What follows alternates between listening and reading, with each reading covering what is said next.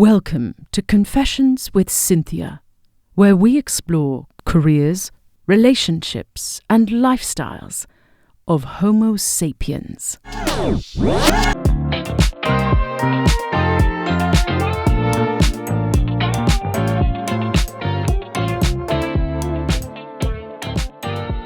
Hello, I'm your host Cynthia, and today's special guest has dabbled in Argentine tango and is qualified in practicing traditional Chinese medicine.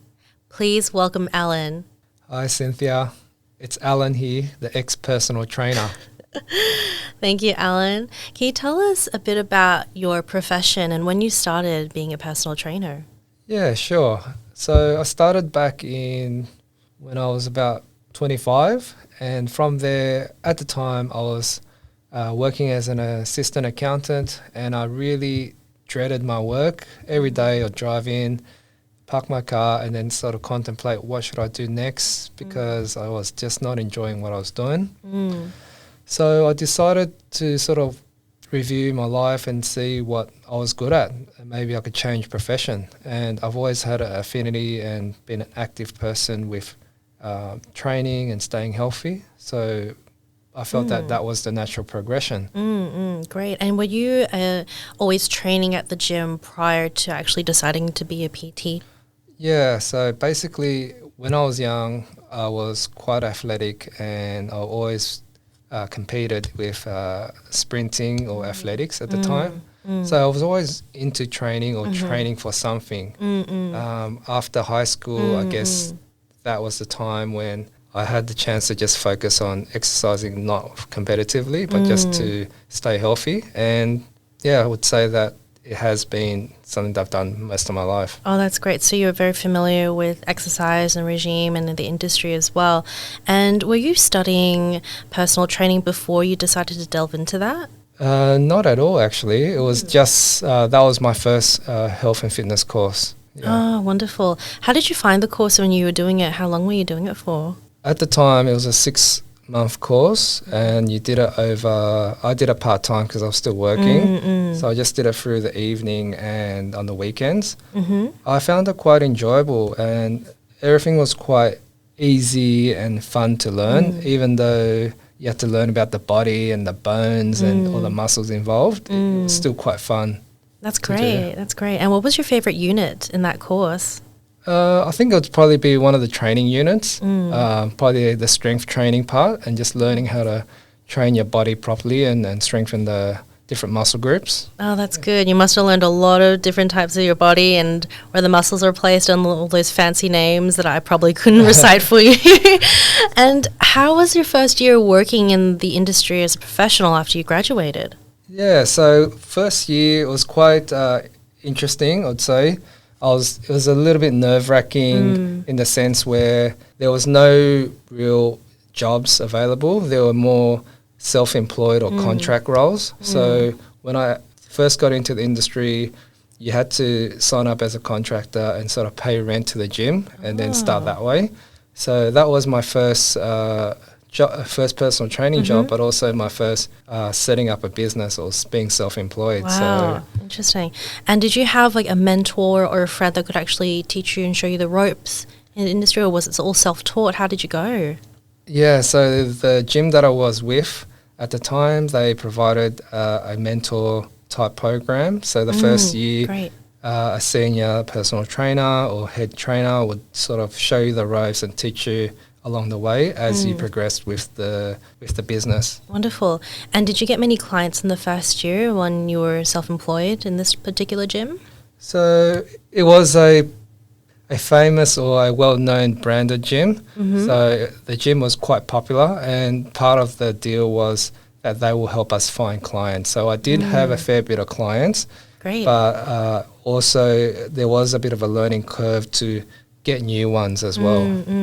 And what was the most popular kind of training program that you offered at the time? Was it once a week, twice a week? What was your package deals? Package deals. So yes, they did promote that a fair bit. I'd say for most of my clients, it would probably be a 2 to 3 time training sessions per week.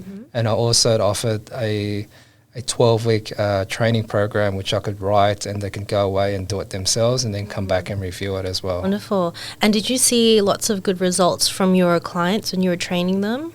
Yeah, results came, but also there was a lot of a learning curve how to communicate and getting people to do as what you tell them to do outside of training, because even though you train them for 2 to 3 hours per week, it also matters what you do outside, and that was probably a little bit of the difficulties I had with managing clients and setting those expectations. Absolutely. And what did you find was the most effective communication tool that you had with your clients through this learning curve? I think it was more of the proactive approach where I actually communicated it with them throughout the week and just touch base and sort of giving that self-care or that additional care after the service or after the training session. Oh, that's wonderful. It's really great to hear, actually. Like, the aftercare generally I haven't really heard of much as a personal trainer to do for their clients. It's more like you get the results and you're done, right? That's what I normally see at gyms. But it's so good to hear from you about that. You're listening to Confessions with Cynthia. Here with Alan. Do you have any funny stories while you were being a PT trainer at the time? Anything you've seen at the gym that was quite odd, hilarious? Tell us a bit about that. There's always a few characters in the gym, and I think probably not a very funny story, but there's always someone doing something different to what the gym equipment's used for. I think that's always quite humorous when you see that in the gym. But one memorable story, I don't know if it was funny, it's more like caution, I guess. There was this 50-year-old client that I was training, and we were outside. It was his first session, and he wanted to, like what he told me before I met him, he really wanted to get into training. He was very serious, but he's never trained before, and he wanted to, he mentioned all these advanced type training methods.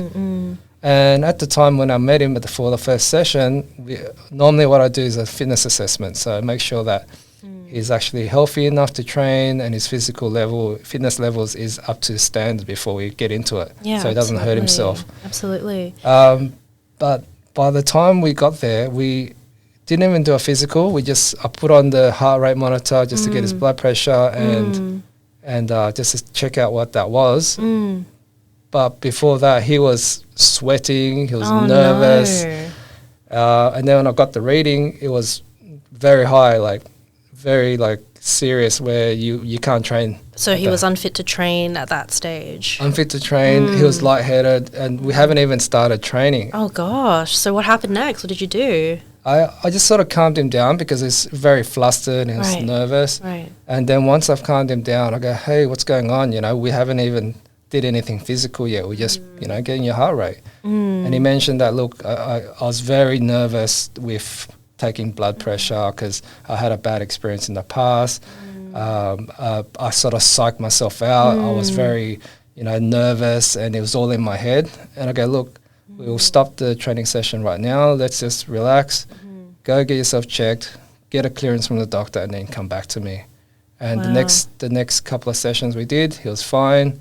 And he was one of my most dedicated clients. He actually lost a fair bit of weight. That's so good. Oh, I'm really glad that it actually had a happy ending towards the end, because obviously it's very, very scary when you see one of your clients really struggling in terms of the pre-assessment before doing full-on training, especially if it's 3 to 4 times a week that you suggested with your plan.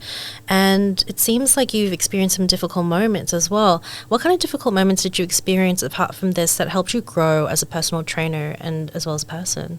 I think one of the first lessons I learned was to prospecting. So what that was is basically the senior personal trainer would go, hey, go talk to all these different people on the treadmill or any gym equipment and sort of offer your service, or at least promote yourself in the gym. And sometimes when someone's training on the treadmill or something, they don't want to be disturbed or of course asked, oh, do you want me to train you, or you're doing something wrong. They just want to train in their own time and do their own thing, and then just, not be bothered.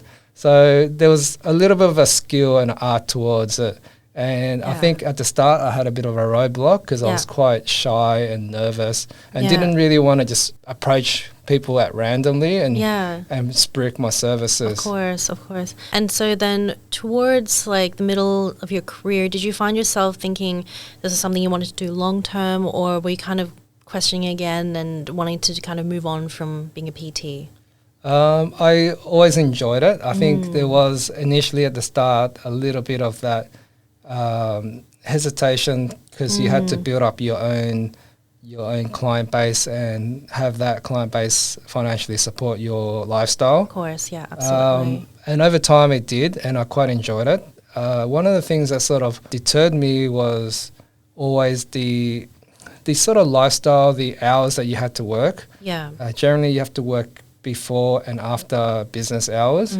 So you wake up 4 or 5 in the morning, you have your first session maybe 5:30, 6 o'clock. You finish about, say, 9 o'clock, 10 o'clock. You do your own training, you have your little break, and then you're back at it around 3:30, 4:30, all the way to about 6, 7 o'clock. Right. So your day is a little bit different from everyone else, and you have these big breaks. So that sort of, over time, it does burn you out. So, right.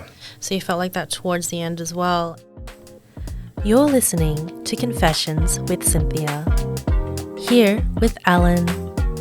Did you kind of have a discussion with potentially the gym or a manager or anyone that was on site that kind of helped you manage your clients and be like, hey, I'm thinking about moving on from this? Did you have any incidences or conflicts while having that discussion with people at the gym, or?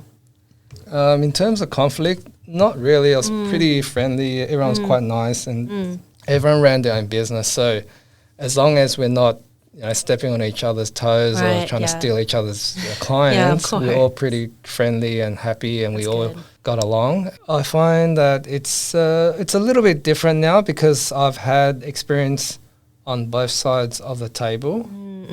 And I think when I first started, I was maybe expecting too much or not knowing what I was expecting.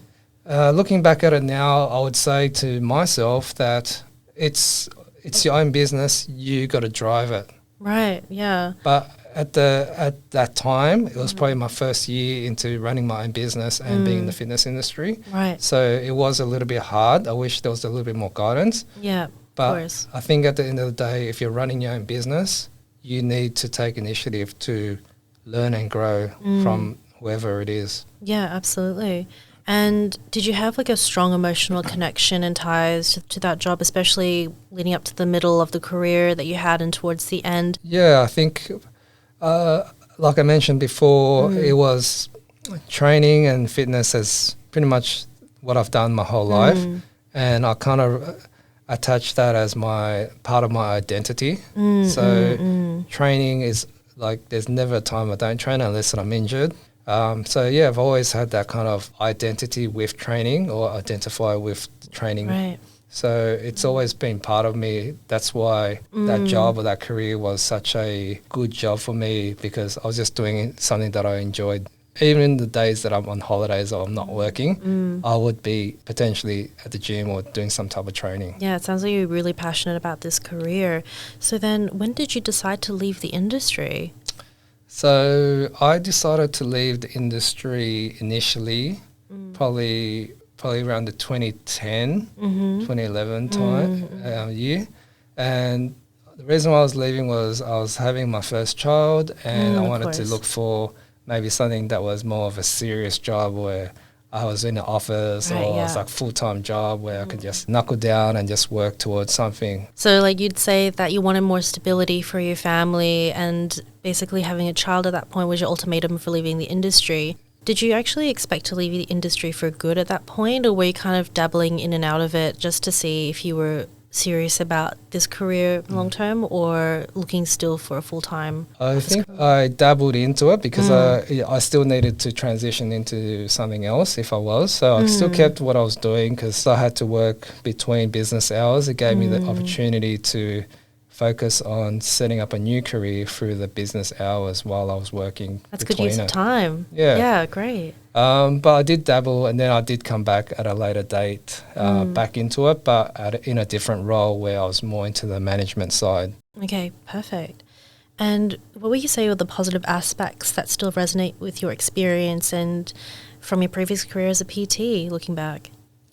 The positives, I think, obviously the training and that lifestyle of staying active, being a role model or a leader in the fitness space, and just keeping that positive attitude and always consistently building up a routine and having that mentality of staying healthy and being positive. Yeah, that's wonderful. And I think that's something that everyone should carry with them regardless of whatever career that is. That's so good to hear. Also, what would the best piece of advice would you give to someone looking to join the industry today? I'd say you'd probably need to learn your sales, marketing and the business side of things, because a lot of people come in with just the focus on training and excited to train someone. Of course, yeah. But I think there's a lot of learning in the business, the sales and the marketing side that will complement you as a business owner or a self-employed person to build that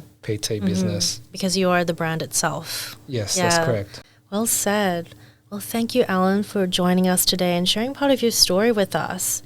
If you would like to find out more about Alan, you can follow him on his Instagram at Alan_Tran_online. So this wraps up our episode, and I look forward to seeing you in the next one. Bye!